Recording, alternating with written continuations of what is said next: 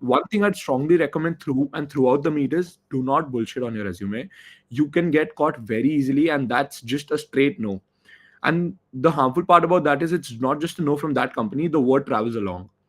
You will be sort of bad mouthed in the entire community, and that's kind of not good for you, which and you don't want that. And even bits as a college as an organization does not promote it, which is one of the good things about it.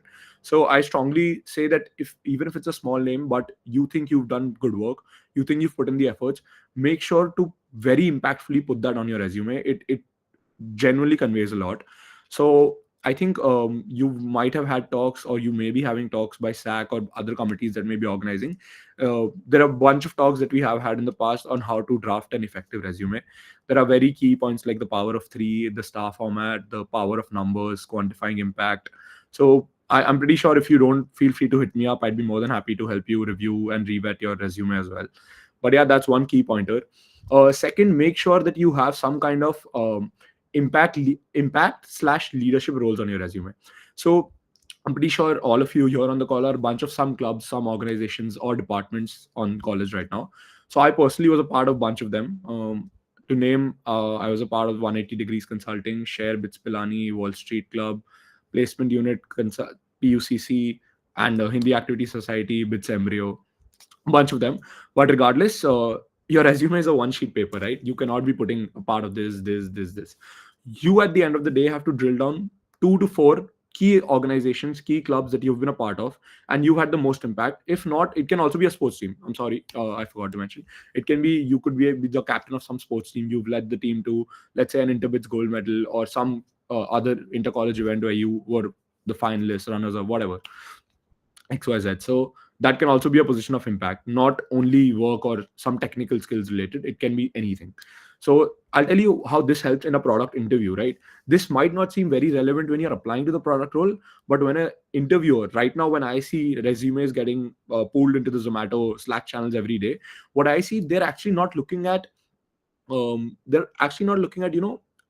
is this product related? They're looking at, can this person take initiative? Can this person actually drive an India from ideation to execution? That is exactly what the PR talks about, right? If you're getting what I mean. So that PR shows that yes, you have the dedication to stick with an organization for, let's say, a year or two.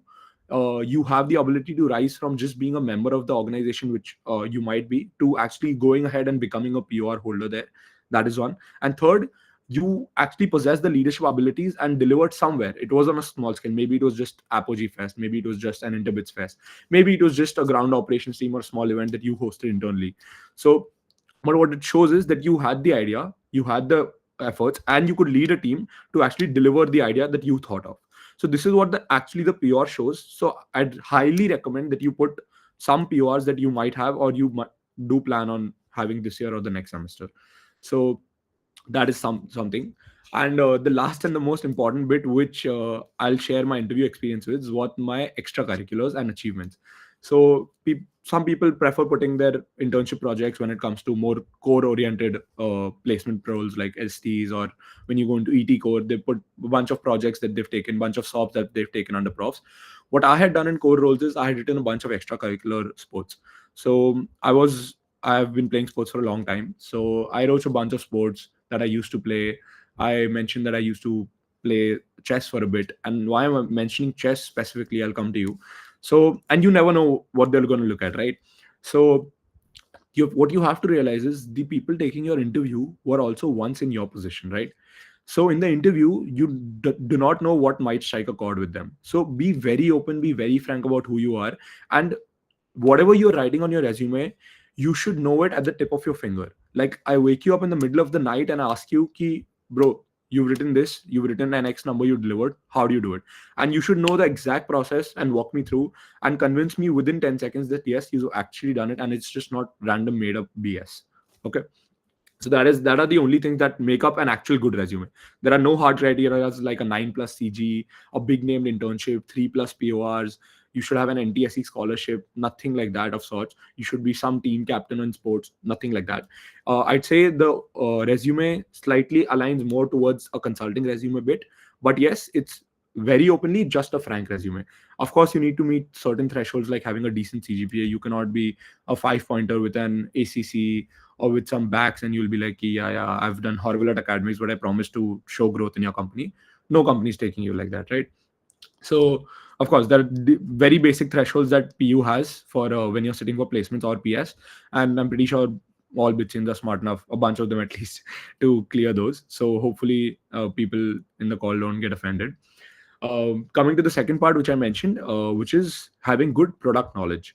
What do I mean by this? So, it's very obvious that by second year, most of the people are not clear whether to, what do they want to do. Do they want to go into core? Like their CG is also around 8ish. They're not sure they can pivot to core, but they do not like core so much. They find consulting product interesting. Some of them have also picked up finance as a minor and they're like, we want to explore this as well in our PS. The bunch of streams that open up and you're really confused, right? So I'll tell you what product is really for those people who firstly are very keen on very interesting emerging ideas. Like naturally some new idea pops up and you're like, oh, this is really interesting. Like how did the founder come up with this? Or you're very keen into like reading about startups. You're very keen into reading about new products coming into the market. You're not the kind of guy who sees themselves like doing a job about, like, let's say just sitting with an Excel sheet and analyzing, going home with a nice pay package and coming back home. That does not get you excited. That does not get you off the bed in the morning. This is not for you. You're not somebody who can sit behind a code and just write code and go home at like come to office 10, go at 6. There's very little interactions. But people who are actually interested in what we call essentially as front end roles, who like talking to people, who like ideating, who like sitting long hours, some way delivering impact, who like seeing actual impact. They do not mind failures. They want to experiment. They want to see what people's reaction to their products is. This is essentially where product is a really interesting field to tap into. So this is for people who are interested in product. Now, for these people, the next step is to dive a little deeper, a step next into what product actually means. Maybe read upon a few product cases. Maybe start reading upon some startup that interests you. It could be anything. For me, it was a basic app, FIFA, that I used to play on my phone. So I was like, oh, great, esports. Like, how did they do it? And it's a massive company. Like, it might be really funny. A person making balloons. Oh, he's not making money. No, they're like multi-millionaires right now. If you read into any product that keens you, there's no limitation to this. So yeah, of course, and please do recommend if you find a good one. I'd love to read it as well. So that's one thing. The second is there are a bunch of YouTube videos. I mean, not bunch. There are endless YouTube videos, endless seniors you can contact to who've been placed into really good companies. There's one of my wingies only who's been placed into Flipkart APM when I was placed into Zomato. But you can just reach out to anyone as to how their experience has been, what product did they work on. I'm very happy as long as they have a very strong NDA signed by the company, non-disclosure. They'll be more than happy to share. Depends whether the idea was a success, failure. They'll share the metrics accordingly. But it'll be really interesting to hear it. It'll be a very nice convo. And bitchins are easy to reach out to. You all know that. Personally, I am. So that's one thing. And if anyone's planning to sit for PS and goes to sit on for interaction roles, feel free to reach out to me WhatsApp. There's a bunch of collaborated resources. There was in our time we also had a Notion doc that PUCC had made. I do not know if that is active, but if it is, I'll share the link with the SAC committee and maybe they can roll it out to you all if that works. So yeah, that is the second step, which is you should know what root cause analysis is, how exactly a PRD is made, what is a product journey. These are jargons, and why they're important is because it's a step-by-step procedure, right? Like for example, if I had to say for in coding, how do you learn coding? You just do not go and write a 10,000 line code, right? You first actually learn with hello print world, right? Whatever it is, hello world, printf, hello world, whatever. But so exactly in product, it's a similar journey. You need to know what a product lifecycle is. Then you need to know what steps are involved, what teams come together to build a product. Because at the end, you're just going to say an idea. You do not have any hard skill to develop it. You need developers, you need coders, you need business people tracking that product every day and day in and day out. You cannot be the one picking up the calls, customer center, hello, sorry if the product crashed. You need to have all the teams aligned. So that is why communication and people skills play a really, really important part, which is tested through and throughout in the interview, right? So that is the other thing. And this I can go on for this topic for maybe an hour, but I respect the other speakers and your time as well. So I'll stop here. If anyone has something specific, please feel free to ask in the Q&A right now, whenever. And lastly, the most important bit, the third point that I mentioned, the interview. So the interview, I'll share my experience. I think that'll talk mostly about it. So my interview at Zomato during my placement sale was 4 rounds, one online assessment and three other interviews. So the online assessment was basically just the CG cutoff. Anybody who cleared the CG cutoff, regardless of their resume, were allowed to give the online assessment. The online assessment was comprising of basic analytical questions to test your logical ability, how logical, how rationally, how feasible, and impact and output you can deliver. Those were 28 normal aptitude, puzzle type teasers, mathematics, stats, basic questions. Three SQL, because you need to know decent analytics, because you'll be working first as an analytics when it comes to Zomato, and then you can head a core product role. And lastly, there was one Python question. I think that was just to check my alignment, if whether I know tech or not. So that's why they gave one. So a total of 31 questions, 27 aptitude, 3 SQL, and one Python question was asked. And it was 1 hour. An hour for the test was given. Unfortunately, our time was really crunched. We had the test in the night, 11:30 to 1, and next morning were the interviews. So my test was from 11:30 to 12:30, and the SDs was from 11:30 to 1. So 11:30 to 12:30, I was fortunately very confident with the aptitude, so I attempted all. The SQL, I only attempted one. The other one, I just wrote the logic for, and because of the time crunch, I left. Python, I did not even go to. I knew it. I won't be able to code it, and there were no marks for logic, so I left it there and there. So the next morning at 3 in the night, we got the shortlists that XYZ people have been shortlisted. One of my wingies was in the core PU committee, so he woke me up, and then I started prepping for the interview. I woke up at 3:30, 3:30 to 9. Everything I could go through, YouTube videos, knocking on my wingies' doors to prep me for a product case, reading through my own resume for HR questions, for anything they could ask on my previous work, XYZ. The grind was on, basically. Now, coming to, long story short, coming to the first interview. Exactly why I mentioned chess in my interview. Now, this is where the part it gets covered. The first interview lasted for about 2 hours, just under 2 hours. Really intimidating. Nothing that I expected. There was no root cause analysis asked. There was nothing asked. Blunt on, he asked me about, okay, who are you? What do you do in your past internship? Basically, grilled me on my resume a bit for 30 minutes. Then he saw something which was like, oh, you've played chess, and I was like, yeah, not professionally, but I used to.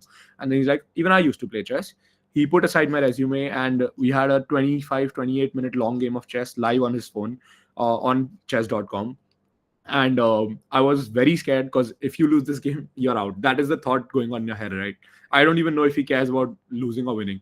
But fortunately, he resigned after a bunch of moves, and so 30 minutes of the interview is just plain blank chess. I'm just suited up, my resume is on the side, he's looking dead in the eye, and we're playing chess. So that's why I say, not mention anything like that you've not done in your resume. If you're not good at it, just say, I'm not good at it. Yeah, it's really hilarious part. It's funny now, even when I think of it, but that time, trust me, I was sweating. And when I told my wingies this, they were like, what, ye kaisa interview tha, ye kya tha, ye kya बकचोदी दिया, blah blah blah blah. But हाँ, ऐसा ही था, यही honest है. And even when I meet the manager right now in the office, I keep telling him कि sir, down for a game of chess, and now we joke about it. He's like, बच गया तू उस दिन साले, हारता तो मैं बता था. तो ठीक है, it is funny when you ऐसे look back into the picture. But yeah, 30 minutes was chess. Then he got intrigued by my mom's profession. He just asked me what my parents do. I told him. So basically, what I'm trying to convey through the first round of this interview is, I had prepped for all the things that I have shared with you right now. You should know RCA, you should know product case study, you should know product life cycle, you should be well versed with your resume.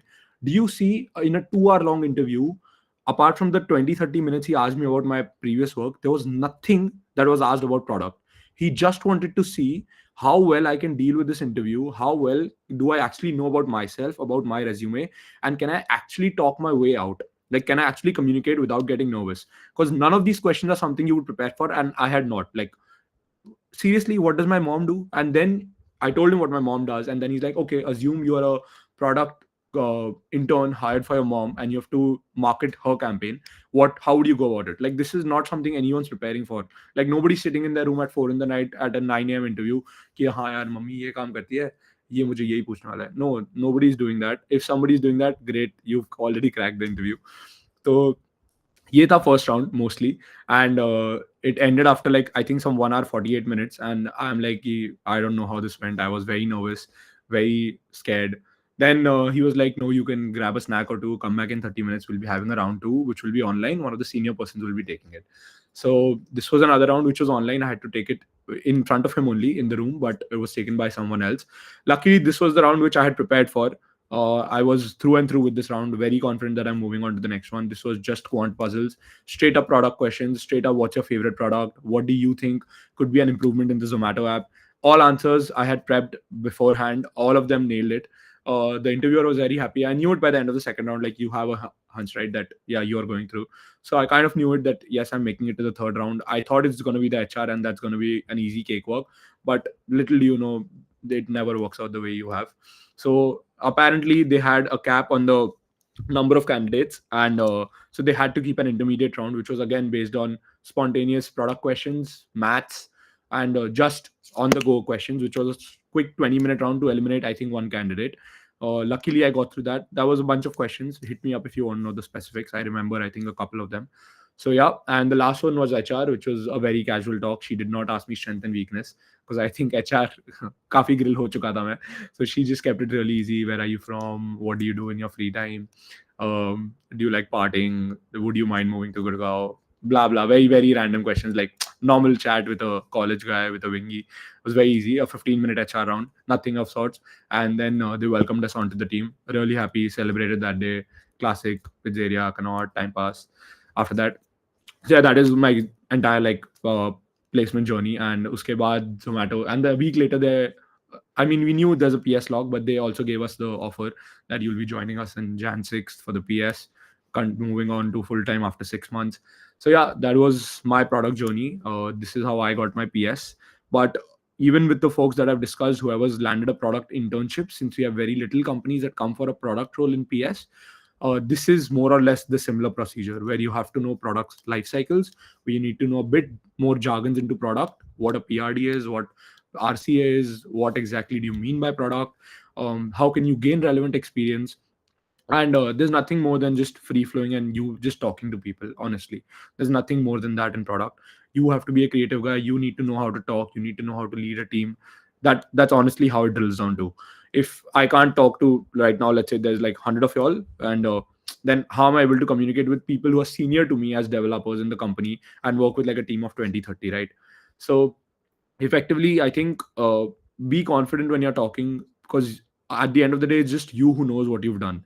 This person in front of you is absolutely clueless, so you actually know what you've done, and he can't question you on anything that like calling your BS. So you have to be just confident at the end of the day. When it comes to the interview, there's nothing harder than that. After that, it's after a small percentage is luck, that maybe you had a bad day, you got nervous, but at the end of the day, just be confident. So that's about product. I think my experience at Zomato I've shared with you all. Baki, I think there's nothing really specific from my side. बाकी enjoy करो यार, इतना stress मत लो PS का. Job सबकी लग जाएगी bits में हो तुम लोग. टेंशन मत लेना इतना. प्रोडक्ट नहीं तो something good is in store for all of y'all. I'm sure a bunch of core people are just like कि please send this guy away. The SDs are waiting for the other people to talk कि नहीं चाहिए product, दूसरे guy को भेजो. So I think I've taken 30 minutes, and I hope I haven't exceeded the time to the SAC team. So anyone who has questions, feel free to ping me, or at the end of the session, I think we have a Q&A. So I'll be happy to answer. Over to you. Thank you, guys. Thanks for having me. Thank you so much. Thank you so much, Bhaiya, for your insights and experiences. I'm sure this will really benefit all those targeting product roles. I would request everyone to submit their questions on the Google form shared. A Q&A session will be conducted at the end. Our next speaker for the day is Yash Kumar Kandoi. He did his PS last semester at Flipkart. Yeah. Hey everyone. So am I visible and audible? Yes, Bhaiya. Yeah, I'll share my screen. I think the SAC people asked me to present make a small Yeah. presentation about it. So I've done that. So yeah, is the presentation visible? Yes, Bhaiya, it's visible.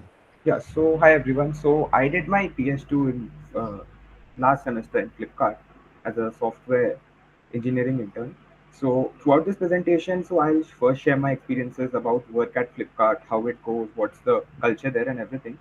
And then after that, like some points on like the basic IT stuff. If you're going for an ITPS, some like you will be mostly free for your summer, right? So something that you can prepare in your summer vacations, like for 1 month, and that might be able to give you an edge over the others who are going there. And it's better to be a little prepared when you go there because it gives a good reflection of who you are and what you have done in the PS. So I'll share about my experience at Flipkart. So I was working in the backend engineering vertical in Flipkart Health Plus. So that is their online pharmacy. They have flexible working hours as well as working days with 3 days work from office and 2 days working from home for most teams. So for my team, it was mostly work from office. So I was in the office every day, and the workload is also fine with 6 to 8 hours. Interesting part is, so in the beginning, so they have a 2 week Jedi training. So wherein like if any of you have done the OOP course here at BITS, so they ask you to make a similar project for the course management system. So you are divided in teams of five, and like they take you through development lifecycle, teach you how Git, GitHub, everything works, version control systems, like writing in Java, Spring Boot, and everything. But that goes very fast. So for the OOP project, I think you have 1 to 1.5 months here at BITS, so they do that in 7 to 10 days. And like since you're in teams of five, it is natural that workload gets distributed and everyone does it. And you get to learn a bit about how development works. This is just the training part, how development works at Flipkart and more about it.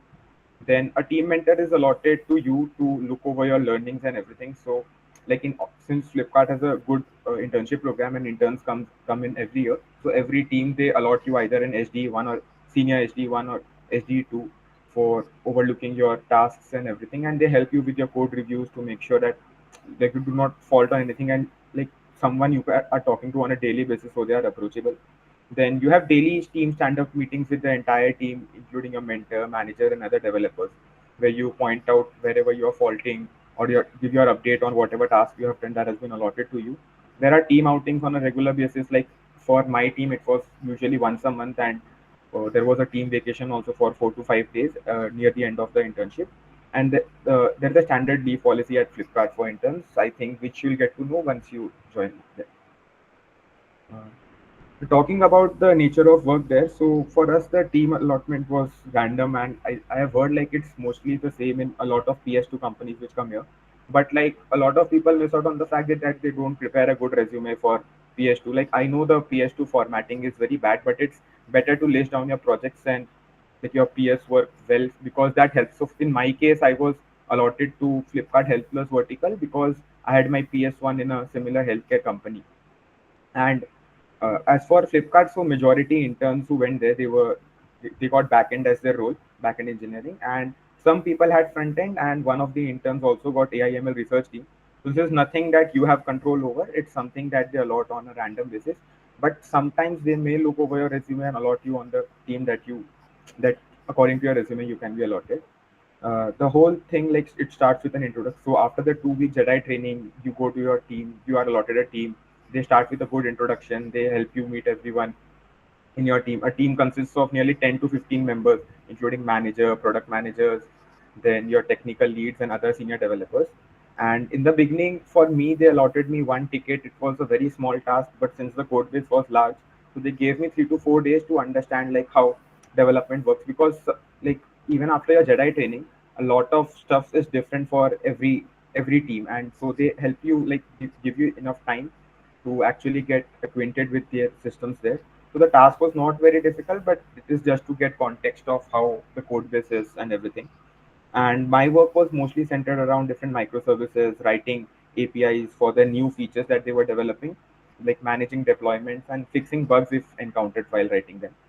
And since I like I told you, like Flipkart has a very strong internship program. They hire through like Flipkart Grid also. They hire specifically through BITS and other colleges as well. So it is very polished in the sense that all the team members which they have, so they never treat you like an intern. So in terms of like giving you ownership of any work, they always expect that whatever work you are given, you take full ownership of that. And if you have any faults or if you have any problems doing that task, they are always there to help you.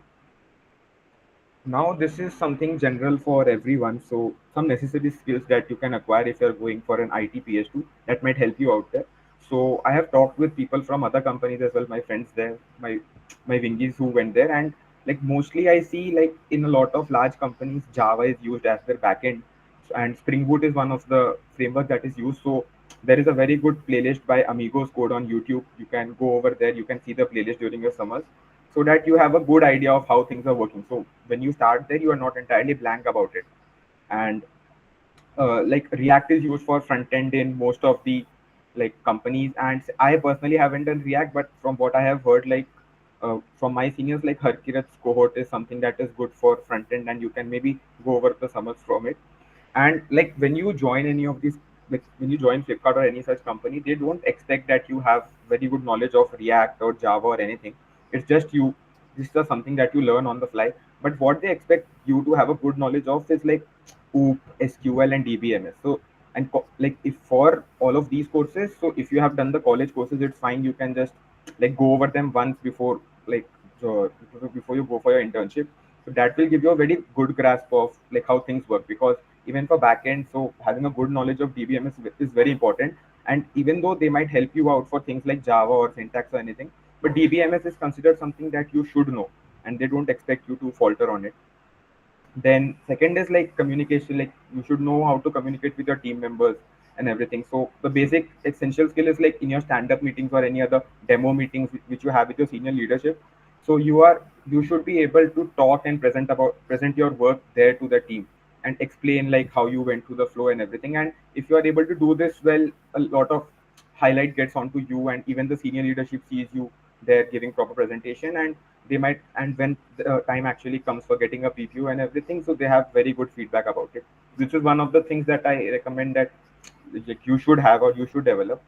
And thirdly is like basic research skills, like being comfortable browsing through companies big code bases or documentation. Even if you don't know this, it's okay, like when you go and work there, so naturally like after like 15 or 20 days you will be comfortable through it. And internship is a place where you go for learning, you're not expected to know a lot of it. But like I told, like OOP, SQL, and DBMS are things that you should know about and you should learn. And so now some general tips for securing PPUs. So the thing is, for PPUs, it's not always necessary that you are going to get a PPU. So it also depends on the company's openings and everything. But when you are researching on your PS list and everything, it's better to reach out to your seniors on LinkedIn or any other platform, and to know like before you are even filling your PS form, it's better to know what is the hiring scene going on in the company.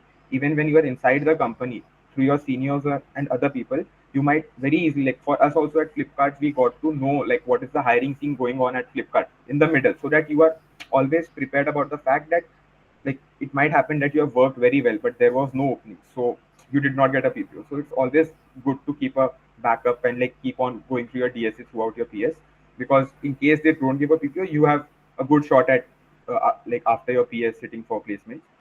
So firstly, like I'll talk about the PPO conversions at Flipkart. So 11 out of 25 people, there were 25 interns from all three campuses in HD, and 11 out of 25, including single and dualites, got their PPOs. And for the dualites, everyone was able to get an extension. And for the other people continuing, there is like they have another shot at like, so like Flipkart does a hiring manager round at the end of your internship, wherein they just see whatever work you have done, your manager's feedback, and a small interaction with different people, and then they give you the PPO. So all is for the people who haven't received the PPO, so they also have a shot at it if they are continuing there. uh, Simple thing is like attend all meetings, don't like leave it out blank, like don't just laze around, and stay in touch with your manager and mentor and other points there.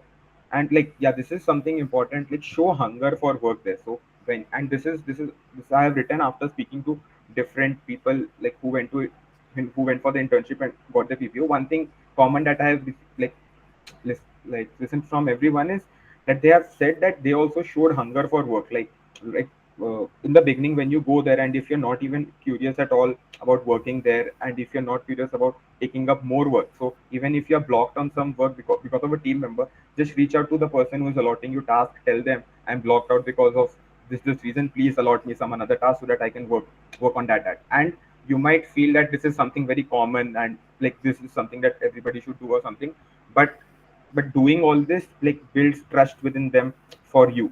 So very naturally they don't feel like you might not be working or lazing around. They feel like yeah, like this is a person who is hardworking, who is curious to learn, and they might be a good fit for our team when we take them in. And it's better to undercommit and finish it on time versus overcommit whatever you have to do and then underdeliver. That puts a negative impression on your team. Like, you communicate with your mentor on a daily basis, like keep communicating with them, ask them what points you can improve upon and everything. And like, this is one of the things that my mentor told me, was to maintain a work journal.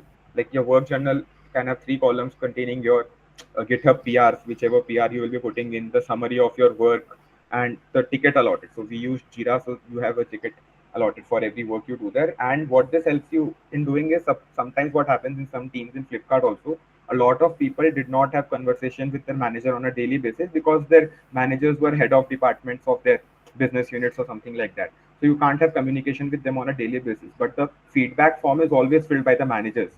So it's better to like write a good summary of your work, good journal of your work, and then when the feedback form comes in, and you are notified by the HR to inform your manager to fill the feedback form. So that time you can also send a summary of this, like GitHub, like this work journal to them, to the managers. So, and at one shot they can see a lot of tickets that you have worked on, and they feel like you have done a lot of good work. And like, plus it also acts like in any PS reports that you have to submit. So sometimes you also forget what work you had done 1 or 2 months before, and this also acts as a very good place where you can take in points from while writing about what you have done, whether it be writing for your resume and anything else. And another thing was like after 2 months of working there, so try and schedule, like, I don't know if it's for other companies or not, but it was the case for me that my mentor told me to schedule one-on-one with my manager like after 2 months every month, so that I could ask them for their feedback on what I should improve, and also highlight my intent of getting a PPO there. Because eventually you need to know, like, in the entire team, who is the person whose decision is going to enable you to get a PPO. And if you like at least get a one-on-one with them every month, so you can be assured of the fact that if they feel that you are faltering on some part, you can improve upon that, and maybe the next time they fill a feedback, it will be a good one. So this is basic thing, the transition from college to corporate. So here we are while at college. So whenever we submit our assignments, even if we are 1 or 2 days late, it might be okay. You just request the professor or someone else, and like you get a deadline extended and everything. But in corporate, sometimes you need to work under serious deadlines. And the thing is, it's not just your work is worthy. So other people might also be dependent on your work to do their work. So if you are not doing it well, or if you are slacking off, that might lead to deadlines being extended for other people also. So it's better to like put like do all the things on time, maintain the deadlines. And it's a like biggest challenge is usually adjusting to the working environment. So when you get your team, when your team and everything is allotted, so you may or may not like your team on the very first day, but as you go ahead, as you work with them, you will find them, like, you'll see the culture of it, of your team and everything. And a lot of this also, and second is like, whenever you join your PS2, sometimes you are not prepared of the work that is being given there. So suppose if I'm going right now and the first day I get is get is front end like React work, so I am not aware of it. So sometimes what happens is you feel an imposter syndrome, like, you have studied such a lot, but still you don't know such basic work. But that is okay. It's not like I have done React from a very long time or something like that. You can learn all of this. So be confident of your skills that you have gained in college. College courses are like they make you very fundamentally sound on your computer science skills and everything. And all you have to do of about learning other frameworks is just give it time, and you'll adjust accordingly. So third is finding your own way out of problems, and this is not just technical problems. I'll talk a little bit about this thing is, so like, whenever you are stuck on some problem in your team, or suppose you are working with a new framework or something, so at least first try to solve it yourself. So when I say, like, you should be approachable, you should ask other people for help. People are ready to help, that is not the issue. But if you keep on asking people for help for a same thing or something very small, they might not even consider you someone who is willing to learn. So be someone who is very willing to learn, who will first try to solve problems on their own. And when you feel that, yeah, like, this is the last resort, even after using Chat GPT, I'm not able to solve this, then you go to your team and ask about the problems. And then it's like, then the team will also say, yeah, like, this was something some problem that you might have faced difficulty since you are an intern, and it's fine. So that is how, like, if you keep on like trying all of this, you're not being spoon fed by other people, but you're learning on your own. And like learn to live in an unsupervised working environment. There will be no micromanagement. So what used to happen with us is, like, if they gave you one task, and if even if you gave random updates on your stand up meetings, they didn't care. Okay. But eventually, like on the day the task was going to end, they used to ask for the task submission. So it doesn't matter, like if you, for single task you are taking 2 or 3 days, but at the end of 2 or 3 days it should be completed. Whatever you are doing within that time, they don't care. There is going to be no micromanagement, but it should be your responsibility to complete that task. So this was all from my side. You can list down all your questions in the Google form, and I'll be there at the end of the session to answer you all. If you have any other questions regarding the IT internship part, you can let me know. Thank you. Now back to the SAC team. Hmm. Thank you, Bhaiya. Our next speaker is Deepak Kalra, who did his PS at Amazon. Over to you, Deepak Bhaiya. Yeah. Hi, folks. Can you share the screen? Yeah, Present my yeah, presentation. yeah.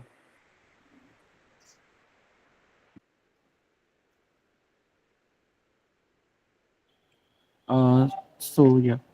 So currently, I'm doing my PS2 at Amazon, and it's been 3.5 months. So I'll be first going through my experience at Amazon, and then I'll be going through the process for getting into there. So currently, I'm working as a software developer engineer at Amazon Bangalore office. And if I talk about working hours, it is 6 to 8 hours daily, and it mostly depends on the team which you are working in. Some team have heavy loads, so they might have to they might have to work up till like 9 or 10 hours every day, and you have weekly sync up with manager, and you have to discuss all the project level details with your mentor daily, because he is the first POC whenever you are facing any problem. And we had two reviews. We would be having two reviews throughout our internship. One would be mid intern review, which has just concluded for me. And yeah, there are regular team outings. And one drawback is that you don't have any leaves other than the weekends. And yeah, daily stand up meetings in which you have to give the update of your previous day, what you have worked that day. So the necessary skills you need to know is C++ and Java. For me, like I'm working in the Aurora storage team in Amazon, so all the packages created in it are in C++. So, but like most of the interns working in Amazon are working in Java. So these are the two language you must need to be know. Yeah. So research. So you need to be adaptable to the code base they are working in. Like initial first week was ramp up for us to learn the internal software being used at Amazon. Like Brazil is an internal software being used at Amazon to build all the packages, and you should have a solution oriented mindset to like tackle the situation you are facing in, not only in the code but also in the real life. Like it can be situations where the mentor is not available, so you have to reach out teams for getting your CRs approved and raising revisions for that. And you have to be honest in your resume, because they check your resume and then assign you tasks. If you have mentioned skills like web development or something like that, it is a very high chance that they'll be giving you web development task. And yeah, like basic Git and GitHub you should be knowing it. So like tips for securing a PPO, like I'll be giving you all these insights based on the mid intern review I had. So first is that you should be attending all the meets, like stand-up meet, and whenever there's a product release meet, and you have weekly sync up with your manager. So these meets you should be like present, and yeah, uh, preparing documents is the most important thing, that you should maintain like complete tracker of your all the CRs. Like CR is the code revision, code review which you raise when you're working, and you should maintain a complete tracker in which revision you made, what changes to the code base, and what was the intention behind it, because these are the things which they are looking for during your review. And always keep your manager informed about the progress you are making. And if you are blocked at some point, your manager should be knowing it. Otherwise, like, he'll be assuming that all the delay is from your side. And you should like network with all the team. Like, there are around 15 to 20 members in each team. And yeah, you should be networking with all of them. And like, it's always better to undercommit and finish on time than overcommit and delay your work. And yeah, you should never hesitate to take someone help, but you should always try to like solve the problem before reaching out to someone. And you should like always deep dive into your work and try to like solve it on your own. Yeah, if I go through the process of getting into Amazon, that I had an online assessment in which there were two questions. One was easy and one was medium. And like, trees and graphs is the most important topic being asked in Amazon. And one more important thing was that Amazon also has a test for HR round, which contains 60 to 70 questions, and it filters candidates on that basis. And that can be prepared from Bheru Abbas playlist. Basically, he has a playlist for Procter and Gamble, but the basic like the leadership principles and all those are similar to that of Amazon. So you can get an idea what the responses they are expecting from your end. And if I talk about my interview, like, the interview can ask you two medium questions or one hard question. For me, it was one hard question. And like, trees and graphs is the most asked topic for Amazon interview. And like, the question which they asked from me was burn a tree, where you can check that on Geeks for Geeks. So yeah, thank you. And like, you can always reach out to me if you have any other queries. You can ask me in the Q&A session. Thank you, Bhaiya. Our next speaker is Aryan Agarwal, who did his PS in at Texas Instruments as a analog engineer intern. Over to you, Aryan Bhaiya. Yeah, hello, good evening, everyone. Am I audible? Yeah. Okay. I'm sharing my screen. I prepared a presentation for this. So,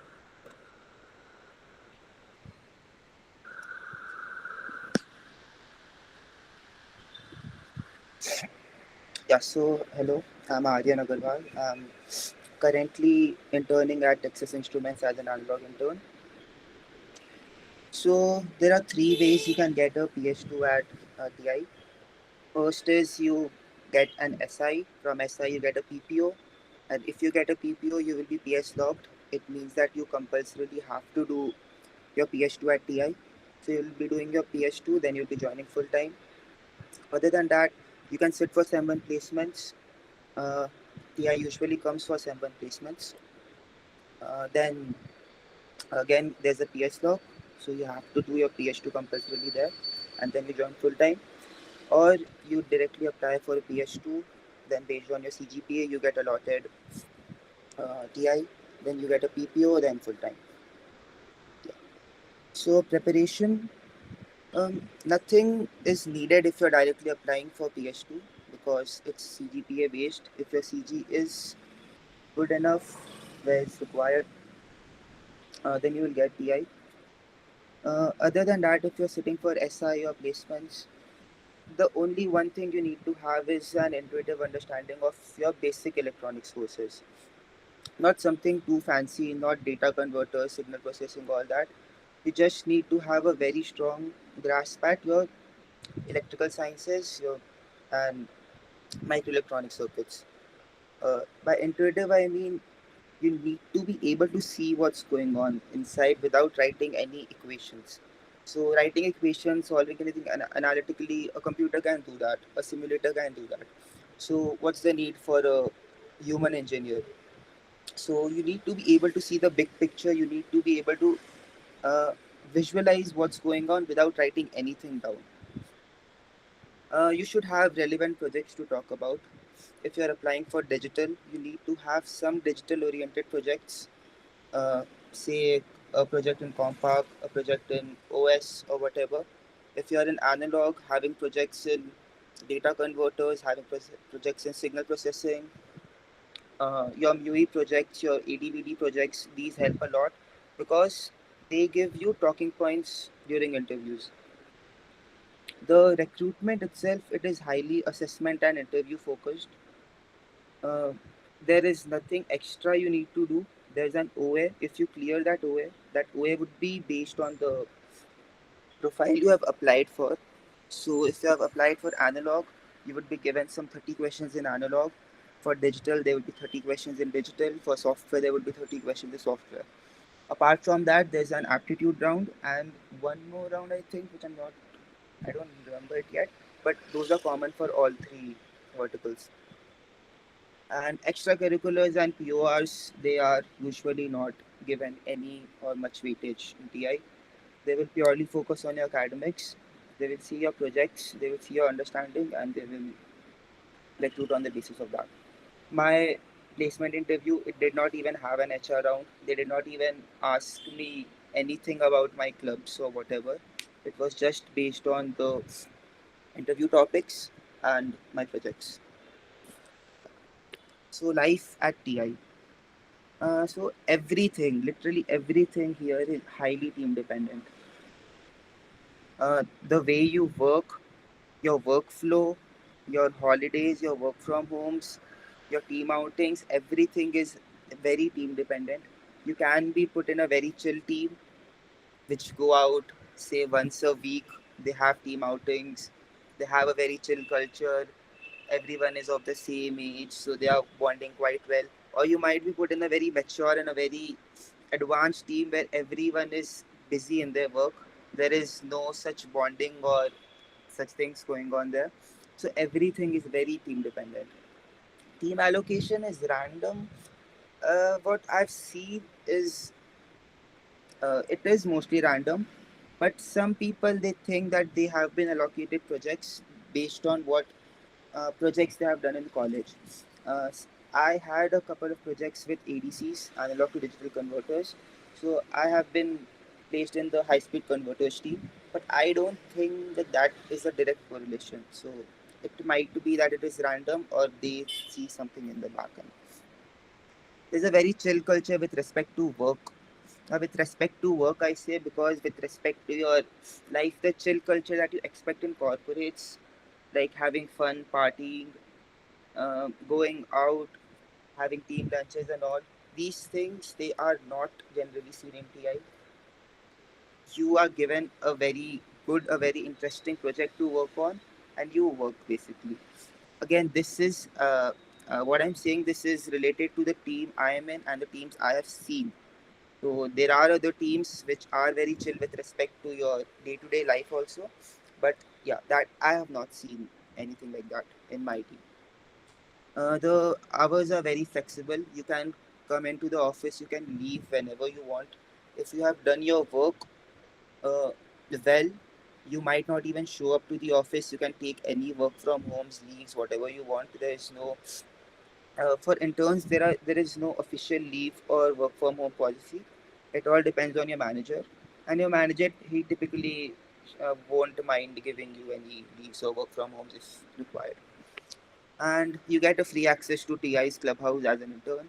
In this clubhouse, there are various courts and games. You have badminton courts, basketball courts, tennis courts, all these things. You have gym, you have other games as well. You have coachings, sports coachings, and all going on. All of this is free for an intern. Now, work at TI. So, really amazing and impactful work is done in TI India. It's not like most other companies that have branches in India or which work in India that only give some menial or some repetitive jobs. They outsource those jobs to engineers in India. TI India actually does quite a number of research work, and there are a lot of patents that come out of TI India every single month. So the work you would be given Rest assured, it would be cutting edge, it would be state of the art. You would be given a very highly impactful project.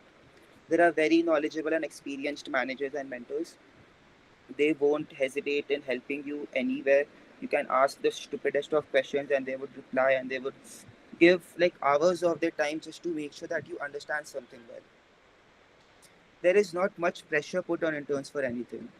So uh, they know that in electronics uh, you have just completed your undergrad right now, so you don't know anything. And trust me, you don't know anything when it comes to the actual industrial scale electronics that is going on right now.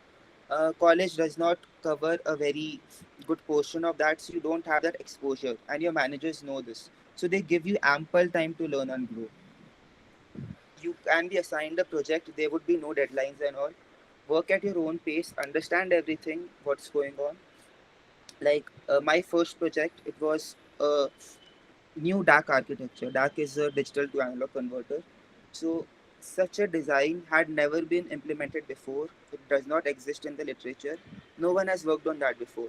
And it was an individual project. It means that I was working on that. It was a side project given to me. So I took my time. I learned everything about DACs and everything, converters and all. And there were no deadlines and all. It was very chill. I worked at my own pace and learned and then presented the project. Also, you can ask for a project change if you don't like one. Team changes also are allowed. You have to contact your HR or manager for that if you don't like the current team you are in. So here are some of the analog teams that work in TI. High-speed converters. I am in the high-speed converters team. Analog RF is there. There are clock and timing solutions teams. There are teams that work on power products, radars, amplifiers, wireless infrastructure for 5G and all, and medical imaging. So I worked on high-speed converters for the first 2.5 months, and right now I'm working on a project that is a combination of radio frequency engineering and wireless infrastructure. So it involves say electromagnetic theory, it involves modeling electromagnetism, it involves transmission lines, radio frequency engineering, and all that. So, what's your workflow at TI? Your manager, not your mentor, your manager assigns your project. It might be an ongoing project in which many people are working on. It's a ready to deploy project, or it might be an independent project. Like you can be given a PDK to characterize, you can be given uh, a new idea, and you might be asked to explore the feasibility or the technicalities of the idea. So you can be assigned an independent or an ongoing project. Then you get the required permissions and accesses that you need. You start working on your project and learn the workflow and tools on the go. So what I have seen, there is no training per se that is provided to interns. You are expected to learn everything yourself while you're working, and they give you enough time for that. They will be very chill, they won't put any pressure on you, so you can learn. Say I joined TI, and in a week or two I learned how to use cadence properly, virtuoso, spectre, all this. I learned an RF simulation tool called Advanced Design Systems, or ADS. And right now I'm using an electromagnetic extraction tool called Helic. So all of these tools, you won't be given a formal training on this. There won't be any classes, documentation, or whatever. If you think you need to use that tool, if your manager asks you to use that tool, just gather a bunch of people who you know. You can ask your manager who has worked with that, who has worked with this tool, who has worked with that tool, and who can guide you. And they will sit down with you and teach you like for hours on end. So there's no issue with that. You can ask anyone if you have any doubts or issues. So your manager, he will usually be a very senior person in the company. So a very senior staff engineer, a very senior principal engineer. So these people, they are usually very very busy, and they won't be available to listen to your doubts or issues every time. So you have to network and form good bonds with a bunch of people around your cubicle, uh, and you can go to them for any doubts or issues. Don't expect that your manager would be the one who would be clearing your doubts. And when it comes to mentors also, I have not formally been assigned any mentor, but there are a bunch of people I work with. Say when I need help with some converter related thing, I go to the person I know who works in converters. When I need help with some RF related thing, I go to the person who I know is good in RF. So these are my informal mentors, you can say. You have meets with your manager as and when required. So um, there is no scheduled meets as such in my team, at least. I meet with my manager when I uh, think it's a time to meet, when I think I need some feedback and directions. There are no scheduled meets. There is nothing like I have to meet with him daily at this time. There is no weekly meet. There is no monthly, bi monthly, all those meets. If you think you need a meet, just ping your manager. If he's available, he will come, and or else he will uh, tell you a suitable time. And you meet with your manager, and he gives you feedback and directions to further proceed with your work. Some things that can help with your PS2 experience: brushing up on courses that are relevant to your profile. Say if you're an analog or digital or software, or the teams that you work in, converter team, the medical imaging team, the RF team, the 5G or 6G team, or whatever, you need to have a very solid grasp of the theory there. When I mean theory, I mean everything: the math, the tools, the intuition, everything. You need to have them on the tip of your hand. You need to be very well versed with your theory, because everything here, if you are using tools, even all that tool is just helping you implement the theory you already know. So if you don't know something, you can't implement it. So you have to always keep on brushing on your courses, your basic things that you've learned in college. You have to ask questions whenever you feel stuck. uh, don't feel that there is no one there to help you. If you are stuck at something, just ask questions so that they can help you out. They will help you out. You should know how to abstract away details when required. So, abstraction is something that is very important, because the projects, they can get very deep, very vast, very broad. You can't expect to learn everything about a single project, every single workflow, every single thing, everything that everyone is working on or whatever. In the thing that you are working on, even it would be a very small part of a very big project. Even in that small part, you can't expect to know everything. You can, out of interest, you can sit down and learn uh, till whatever depth you want to, but that just wastes your time. So you should know how to work at the abstraction level that you require. You have to be proactive, and you have to pester your manager for work. So that's the thing with working in MNCs and all. No, this is not a startup. This is a pretty big established company, and people here are busy. So your manager, frankly, he does not have time for you. He's a very busy person. So you have to pester him for work. You have to literally go and like disturb him every single time. He give me work, give me work, give me work. He will probably ignore you sometimes. He will sit with you very nicely. All these things. So you have to pester him for work. This thing is seen in very large number of MNCs and all. They won't give you much work. They will treat you as an intern. They will think that he's there just for doing some small tasks. He can learn on the project, he can learn on the go, but they won't burden you with work. But if you want work, you have to ask proactively. You need to have a research driven attitude towards whatever you are working with. This is the projects that you would work on. Those are not like um, testing, verification, all these rote things are not there. So you need to continuously innovate. You need to find new ideas that would work. You need to find out flaws in the project that are there, and for that you need to open up IEEE. You need to read the current papers, the state of the art, what's going on. So literally a research driven attitude is needed. The way you would carry out research in college, as in a SOP, you would open up IEEE, you would search for some keywords, you would download some PDFs, you would read those papers, journals, and whatever. So you need to have a research driven attitude, and you should learn how to work without supervision and autonomously. Again, your manager would not be micromanaging you at all. You need to learn how to work on your own. You can reach out to people if you want some help, but the discipline, uh, the The discipline with which you work, that has to be inculcated yourself. No one will be there to force you until the deadlines are approaching. So as soon as the deadlines approach, you would be burdened with a lot of work, you would underdeliver and all that. So keep discipline and work without any supervision. PPO. PPOs are again highly dependent on your team. If your team does not have any openings, if your team is not hiring, even if you have done phenomenal work, sadly you won't get a PPO.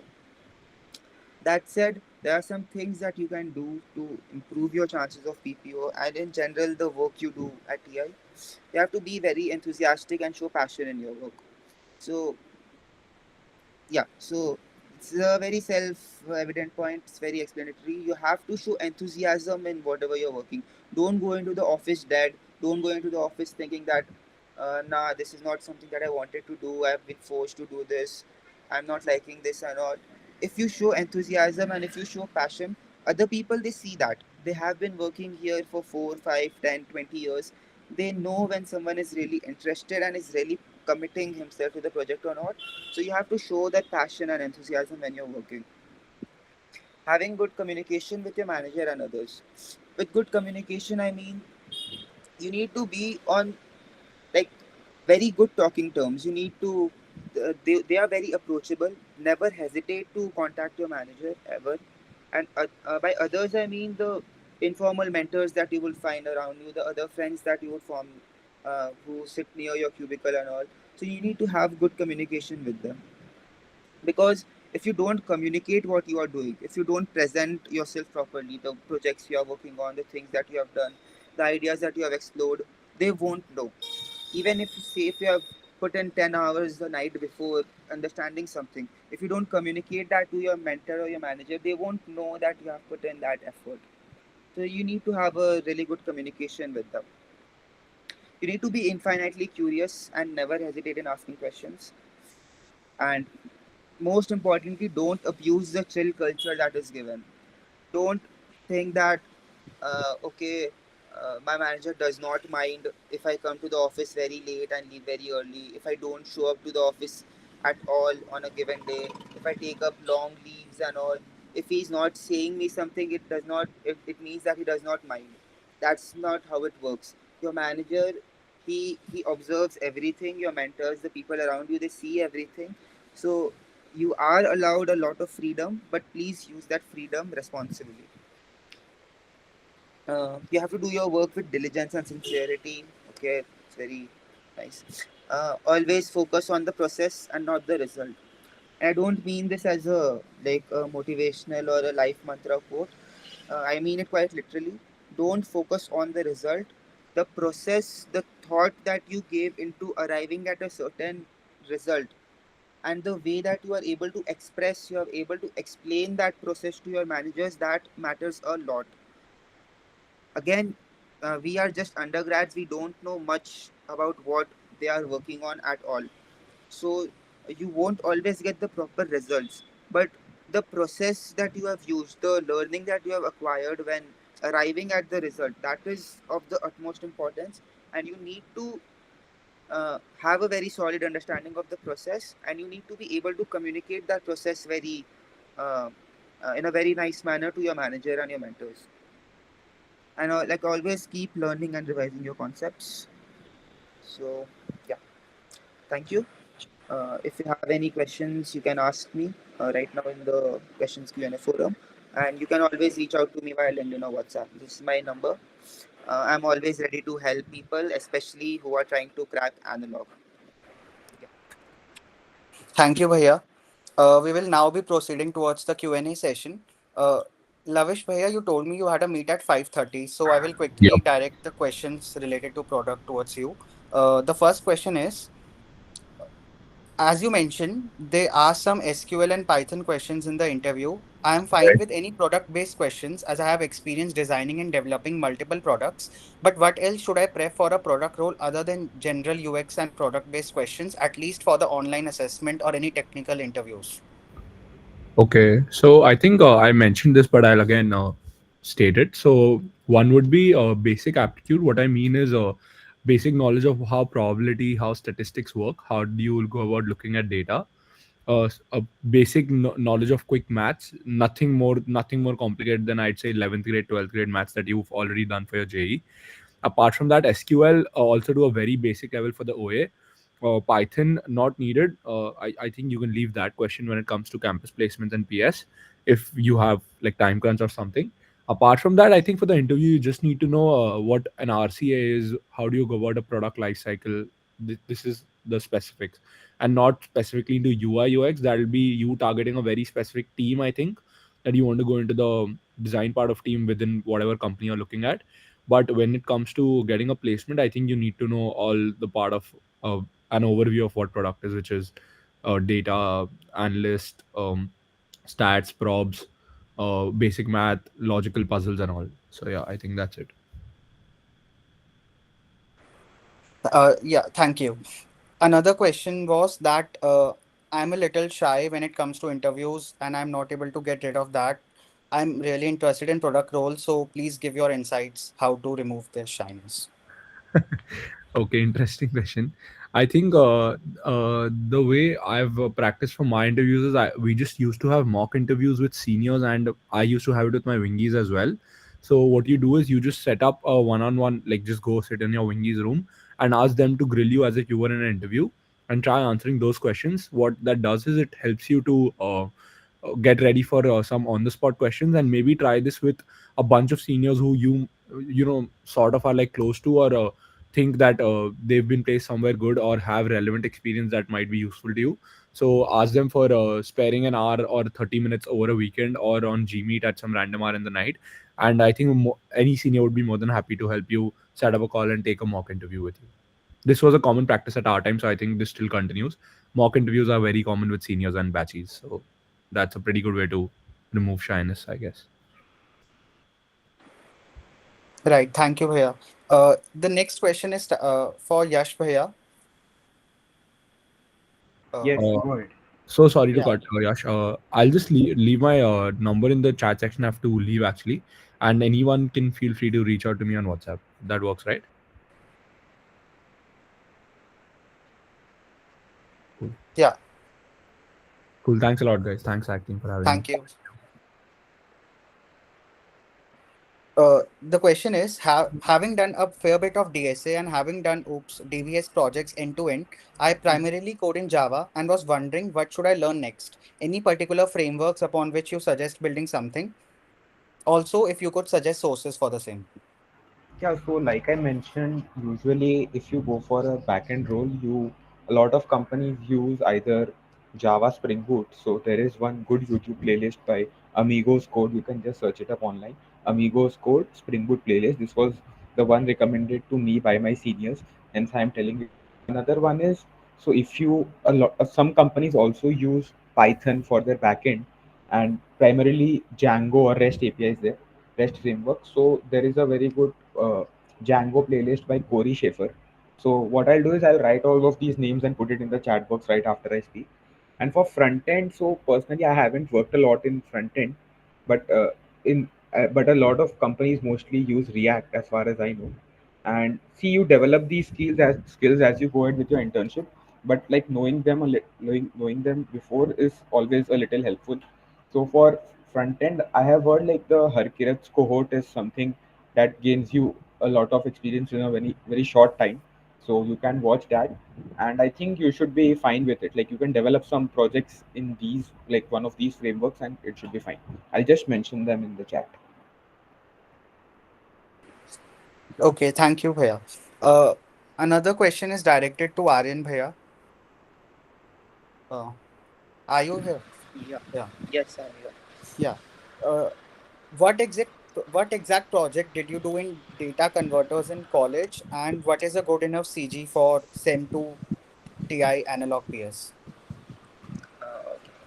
So, uh, yeah, in data converters, I worked on data converters in a 3-1 SOP that I had under Professor Anugupta. So that was on uh, error feedback noise shaping SAR ADCs. So this is a very specific form of an ADC, and I tried to implement an architecture on Cadence during my SOP, but it was very difficult, so I did not do that, and I instead had a literature review and all done on ADCs, on these noise shaping ADCs and the techniques that are used in industry to make noise shaping ADCs. A good enough CG for TI would be, for PS would be analog. I think it's 7.5 ish. For digital and all, I think it's similar. Digital closes a bit higher than analog because people prefer digital more. So digital, I think, would be 7.7 or 7.8. Software, I'm not sure of. It would be in the same range. Oh, thank you, Bhaiya. Now there are some generic questions. Any of you can answer them.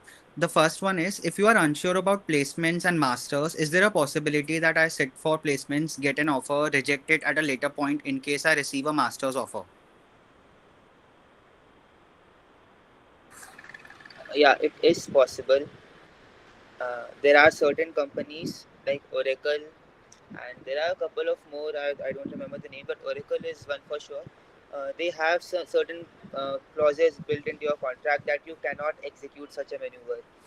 So they can legally take action against you if you do. But most companies, if you have an offer and if you get a good grad school admit, and if you choose to revoke that offer, you can do that. Yes.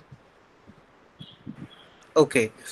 Another question is, in general, if I'm opting for SEM 2 PS2, I would be having my placements and PS2 taking place in my SEM 1 simultaneously. How exactly does this process happen? Is it only dependent on the offer I get first, and if there is a PS2 lock?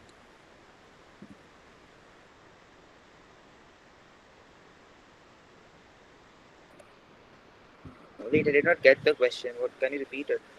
Uh, he has asked, in general, if I'm opting for SEM 2 PS2, I would be having my placements and PS2 taking place in my SEM 1 simultaneously. How exactly does this process happen? Is it only dependent on the offer I get first? If you're taking your SEM, if you're taking PS2 in SEM 2, uh, you would be having just your placements in SEM 1, no? So if you are placed and if you have a PS lock, then you would be going for PS in the company in which you got placed. If you don't get placed, then you, and or if your company does not have a PS lock, then you apply for PS2 conventionally and you get in. Okay, thank you, Bhaiya. This ends our session today. I thank all the speakers for their relevant insights. I'm sure all of us have benefited from them. Thank you, everyone.